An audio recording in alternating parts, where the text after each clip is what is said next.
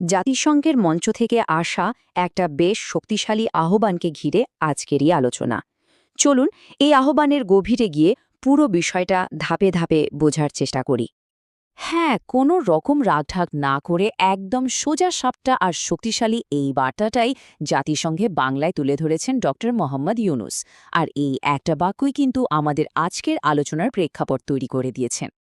তো এই যে এত বড় একটা কথা বলা হলো, এর প্রেক্ষাপটটা কি ছিল? চলুন প্রথমে সেটা একটু দেখে নেওয়া যাক। ড ইউনুসের এই আহ্বানের একেবারে কেন্দ্রে আছে যে বিষয়টা, সেটা হলো মানি লন্ড্রিং। সহজ করে বললে এটা হলো কালো টাকাকে সাদা বানানোর একটা জটিল খেলা, যেখানে অপরাধ করে কামানো টাকাটাকে এমনভাবে সিস্টেমের মধ্যে ঘোরানো হয় যাতে মনে হয় ওটা বৈধ টাকা। এখন যে প্রশ্নটা আমাদের সবার মনে আসছে, এই যে বিপুল পরিমাণ অর্থ দেশের বাইরে চলে যাচ্ছে, টাকাটা আসলে কার? আর দিন শেষে আসল ক্ষতিটা কাদের হচ্ছে? শুধু একবার অঙ্কটার দিকে তাকান। গত ১৫ বছরে দুর্নীতি আর নানা অবৈধ পথে দেশ থেকে পাচার হয়ে গেছে শত শত কোটি ডলার। এটা কোনো ছোটখাটো ব্যাপার না, একটা দেশের পুরো অর্থনৈতিককে নাড়িয়ে দেওয়ার মতো একটা ধাক্কা। আর সবচেয়ে জরুরি যে বিষয়টা, এই টাকা কিন্তু আকাশ থেকে পড়েনি। এই টাকার আসল মালিক আসলে এদেশের কৃষক, কারখানার শ্রমিক আর আমাদের মতো সাধারণ করদাতারা।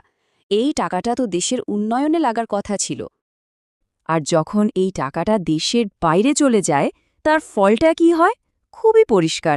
দেশের যে উন্নয়ন হওয়ার কথা ছিল সেটা আটকে যায়, দারিদ্র্য কমার বদলে বাড়তে থাকে, আর ধনী গরিবের মধ্যে বৈষম্যের দেয়ালটা আরও চওড়া হতে থাকে। মানে ক্ষতিটা হয় দেশের প্রতিটি সাধারণ মানুষের। তো এতক্ষণে একটা প্রশ্ন নিশ্চয় সবার মাথায় ঘুরছে, যদি আমরা জানি যে টাকাটা কাদের, তাহলে সেটা ফেরত আনা যাচ্ছে না কেন? চলুন দেখি বাধাটা ঠিক কোথায়।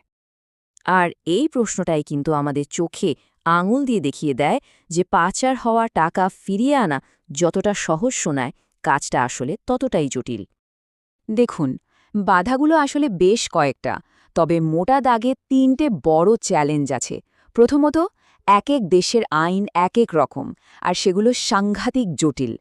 দ্বিতীয়ত, ট্যাক্স হেভেন বলে কিছু দেশ আছে যারা আসলে চোরদের সিন্দুকের মতো কাজ করে, টাকা লুকিয়ে রাখতে সাহায্য করে। আর সবশেষে, আমাদের আন্তর্জাতিক আর্থিক সিস্টেমের মধ্যে কিছু বড়সড় গলদ আছে, যা গরিব দেশগুলো থেকে টাকা পাচার হওয়াকে একরকম সুযোগ করে দেয়।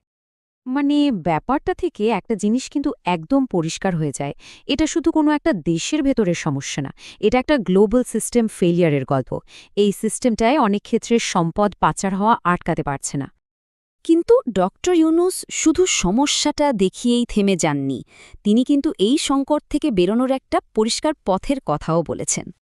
তার প্রস্তাবনার মূল কথাটা কিন্তু খুব সিম্পল, কিন্তু খুবই পাওয়ারফুল।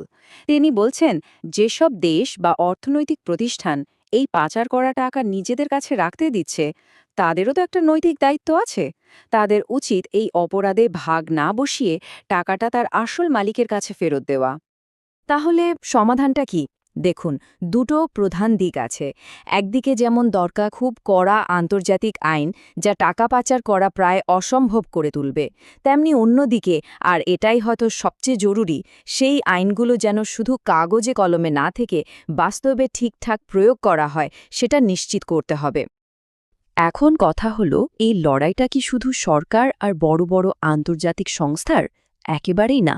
এখানে সাধারণ মানুষেরও কিন্তু একটা বিরাট ভূমিকা আছে। আসলে আসল পরিবর্তন তখনই আসে যখন সরকারি উদ্যোগের সাথে সাধারণ মানুষের চাপ যোগ হয়।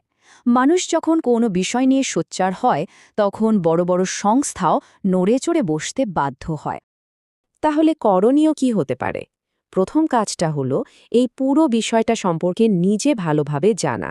এরপর এই তথ্যটা অন্যদের সাথে শেয়ার করা, যাতে আরও মানুষ সচেতন হয়।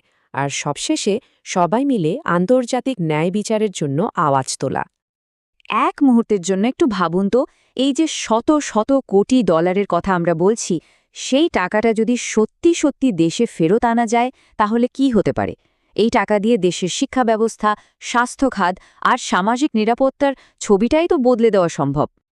কাজেই ডক্টর ইউনুসের এই বার্তাটা নিছক একটা ভাষণ না, এটা আসলে আন্তর্জাতিক ন্যায়বিচার আর সামাজিক মূল্যবোধকে আবার জাগিয়ে তোলার একটা জোরালো আহ্বান। এখন শেষ প্রশ্নটা হলো, এই যে এত বড় একটা বৈশ্বিক সমস্যা, এর সমাধানে একজন সচেতন নাগরিক হিসাবে আমাদের ভূমিকাটা ঠিক কী হতে পারে? এই ভাবনাটা সবার জন্য রইল।